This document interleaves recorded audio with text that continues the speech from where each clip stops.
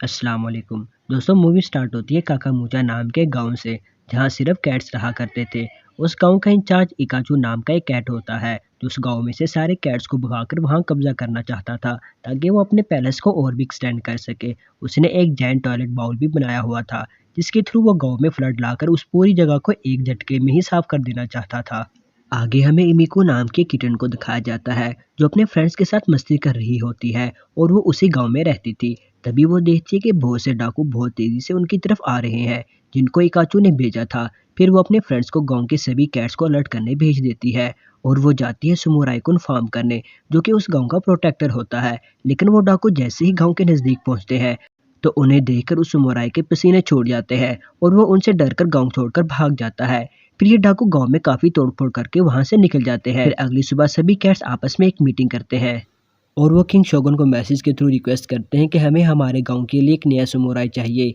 जिसके बाद शोगुन उस गांव के इंचार्ज इकाचू से कहता है कि जितनी जल्दी हो सके तुम उस गांव में एक नया बहादुर समुराई भेज दो। फिर हम देखते हैं कि इकाचू ने एक हैंक नाम के एक डॉग को कैद किया हुआ था, क्योंकि उस गांव में डॉग्स अलाउ नहीं थे। दोस्तों, असल में हैंक गलती से उस गांव में आकर फंस गया था और गांव के लोग उसे मारने वाले थे। तभी इकाचू को एक आइडिया आता है। वो हैंक को नया समुराई बनाकर उस गांव में भेजने का डिसाइड करता है, ताकि वहाँ के कैट जैसे ही उसे देखेंगे तो उसे जान से मार देंगे, जो कि उनके लॉ के अगेंस्ट था। यानी वो कैट्स जैसे ही उसे मारेंगे तो इकाचू सारे कैट्स को अरेस्ट करके पूरे गांव पर कब्जा कर लेगा। और हैंक जैसे ही उस गांव में पहुंचता है तो सारे कैट्स उसे मारने उसके पीछे पड़ जाते हैं कि यहाँ डॉग्स तो अलाउड नहीं है। तभी इमिको एक डॉक्यूमेंट लाकर सबको दिखाती है, जिसमें ये लिखा होता है कि हैंक को यहाँ भेजा गया है नया समुराई बनाकर। ये सुनकर सब हैंक को तो छोड़ देते हैं, लेकिन कोई उसे समुराई एक्सेप्ट नहीं करता। लेकिन हैंक समुराई बनकर काफ़ी खुश था। फिर उसे गांव में वो जंबो नाम के एक समुराई से मिलता है, जिसे वो बताता है कि मैं इस गांव का नया समुराई हूँ। लेकिन जंबो समझता है कि वो सिर्फ एक बेवकूफ़ डॉग है और कुछ नहीं। तभी वहाँ इकाचू के बंदे दोबारा उन्हें परेशान करने के लिए आ जाते हैं। हकीकत में इकाचू अपने बंदों को बार बार गाँव में भेजा करता था, ताकि सारे कैट्स डर के मारे गाँव छोड़कर वहाँ से चले जाएं। तब जंबो हैंक से कहता है कि तुम तो एक समुराई हो ना, तो जाओ उनका मुकाबला करो। फिर हैंक जैसे ही उन्हें रोकने जाता है तो उसकी बहुत बुरी तरह से वाट लग जाती है। जिसके बाद वो जंबो से कहता है कि मैंने झूठ कहा था कि मैं कोई समुराई नहीं हूँ, लेकिन मैं एक रियल समुराई बनना चाहता हूँ। वो उसे बताते हुए कहता है कि एक दिन जैसे वो फूड की तलाश में सिटी में इधर उधर भटक रहा था, तो बहुत सारे स्ट्रीट डॉग्स उसे परेशान करने आते हैं। लेकिन तभी किसी अननोन समुराई ने आकर उसकी जान बचाई थी। लेकिन उस समुराई का स्वॉर्ड हैंक के पास ही छूट गया था, जिसको उसने अभी तक संभाल कर रखा हुआ था।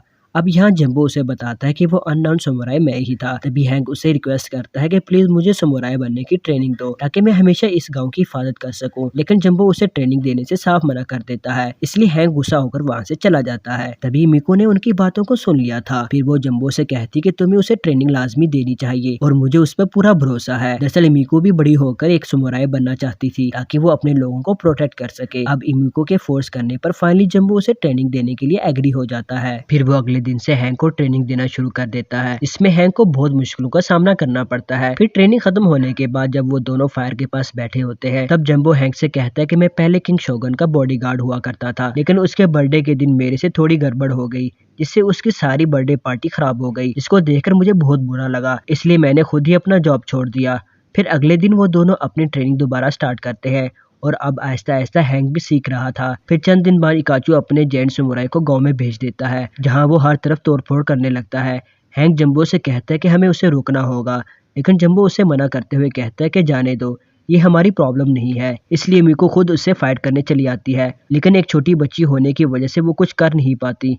और तभी वहाँ हैंक भी पहुंच जाता है और उस जेंट कैट का सामना करता है, लेकिन वो ज्यादा देर तक उसके आगे टिक नहीं पाता। इसलिए जंबो बड़ी चालाकी से एक पी सीट को सुमो के मुंह में फेंक देता है, जिससे उसको घुटन महसूस होना शुरू हो जाती है और वो उधर ही बेहोश हो जाता है। और हैंक को सुमो के ऊपर देखकर सभी को लगता है कि हैंक ने ही सुमो को मार गिराया है और सभी उसकी बहुत तारीफ करने लगते हैं। फिर सुमो को डॉक्टर के पास ले जाया जाता है। दरअसल उसको पी से एलर्जी था, इसलिए वो वहां पर बेहोश हो गया था।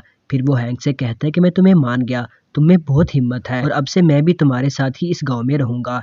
दूसरी तरफ इकाचू का असिस्टेंट उसे खबर देता है कि हैंक ने हमारे सुमो को डिफीट कर दिया है और उसको दोस्त बनाकर अपने पास भी रख लिया है, जिससे इकाचू कहता है कि मेरे पास एक प्लान है। फिर वो अगले दिन हैंक के पास जाता है और उसे कहता है कि आज रात मैंने नाइट क्लब में प्राइवेट पार्टी रखी है, जिसमें तुम हमारे स्पेशल गेस्ट हो, इसलिए तुम्हें आना ही होगा। और जैसे ही रात होती है हैंक पार्टी में जाने के लिए रेडी हो जाता है, लेकिन जंबो उससे जाने से मना करता है। वो कहता है कि ये सब वेस्ट ऑफ टाइम है, तुम्हें अपनी ट्रेनिंग पर फुल फोकस करना चाहिए। लेकिन हैंक उसकी बात नहीं मानता और उससे बहस करके पार्टी अटेंड करने निकल जाता है। असल में ये इकाचू की ही एक सोची समझी साजिश थी और हैंक के पार्टी में होने की वजह से इकाचू अपने आदमियों को गाँव में भेज देता है, जहाँ वो तोड़फोड़ करके सबके घरों को जला देते हैं। फिर अगले दिन जब हैंक गाँव में आता है तो सभी कैट्स उस पर गुस्सा होने लगते हैं कि गाँव में इतनी तबाही होगी और तुम किधर थे। वहीं जिम्बो हैंक से कहता है कि वो लोग सुमो को पकड़कर अपने साथ ले गए और इसीलिए मैं उसको छुड़ाने जा रहा हूँ। हैंक भी उसके साथ चलने का रिक्वेस्ट करता है, लेकिन जंबो उससे कहता है कि तुमने मेरे ऑर्डर्स फॉलो नहीं किए, इसलिए अब से तुम मेरे कोई स्टूडेंट नहीं हो, अब यहाँ से चले जाओ।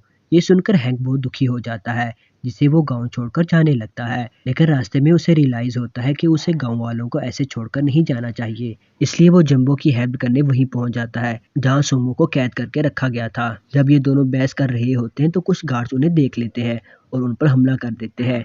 फिर ये दोनों भी कई गार्ड से लड़ते हुए फाइनली सुमो तक पहुंच जाते हैं और उसको फ्री करके वहां से भागने लगते हैं। लेकिन अब सारे गार्ड्स भी उन्हें घेर लेते हैं। हैंक और सुमो किसी तरह से वहां से बच निकलते हैं, लेकिन जंबो वहीं फंस जाता है और वो उन दोनों से कहता है कि मैं इन्हें देख लूंगा, तुम यहाँ से निकलो। और वो सारे गार्ड से अकेला ही लड़ने लगता है। जब हैंक और सुमो गांव पहुंचते हैं तो वो देखते हैं कि सारे गार्ड्स गांव छोड़कर वहां से जाने की तैयारियां कर रहे होते हैं, क्योंकि काचू पूरे गांव को तबाह करने के लिए अपनी पूरी आर्मी को भेजने वाला था। वहीं हमें काचू को दिखाया जाता है जो दुनिया भर के गुंडों को जमा कर रहा होता है। दूसरी तरफ हैंक गांव वालों को समझाता है कि तुम लोगों को ऐसे डर कर गाँव छोड़कर नहीं जाना चाहिए, ये हमारा घर है और हम अपने घर पर ऐसे ही किसी को कब्जा नहीं करने दे सकते। हम मिलकर उसकी आर्मी का सामना करेंगे, जिससे सारे गांव वाले उसकी बात मान जाते हैं। फिर कुछ टाइम के बाद इकाचू की आर्मी गांव पहुंच जाती है, जहां हम एक बहुत ही खतरनाक जंग को होता हुआ देखते हैं। गांव वाले अपनी पूरी जान लगा देते हैं उनको हराने के लिए और इसी दौरान किंग शोगन अपनी आर्मी के साथ वहां पहुंच जाता है और सबसे पूछता है कि ये सब क्या चल रहा है और किस बात पर तुम सब आपस में एक दूसरे से लड़ रहे हो। तभी वहां जंबो भी पहुंच जाता है, जो कि अभी तक जिंदा था, और वो शोगन से उसका बर्थडे खराब करने के लिए उससे माफी मांगता है।